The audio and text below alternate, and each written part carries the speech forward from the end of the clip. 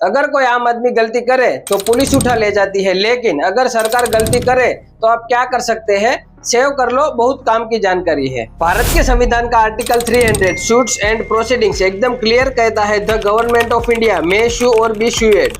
मतलब जैसे दो आम लोग एक दूसरे पर केस कर सकते हैं, वैसे ही आप सीधा सरकार या सिस्टम पे भी केस ठोक सकते हैं। मान लीजिए पीडब्ल्यूडी के खुले छोड़े गए गटर या गड्ढे में गिरकर किसी को चोट आती है, या सरकारी अस्पताल की लापरवाही से किसी मरीज को भारी नुकसान होता है, तो घर पर चुप मत बैठो, आप सीधे राज्य सरकार या उस डिपार्टमेंट के खिलाफ लाखों के मुआवजे के लिए सिविल केस कर सकते हैं। कोर्ट सरकार की जेब से पैसा निकाल कर आपको देगा। नीचे कमेंट में अपने शहर की उस जगह या सड़क का नाम लिखो जहां सरकार ने आज तक खुले गटर या गड्ढे नहीं भरे हैं, आज सिस्टम की पोल खोलते हैं। कानून जानो तभी तो अपने हक के लिए लड़ पाओगे। इस वीडियो को अपने हर उस दोस्त को शेयर करो जो सिस्टम से परेशान है, और ऐसी कानूनी जानकारी के लिए मुझे अभी फॉलो करें।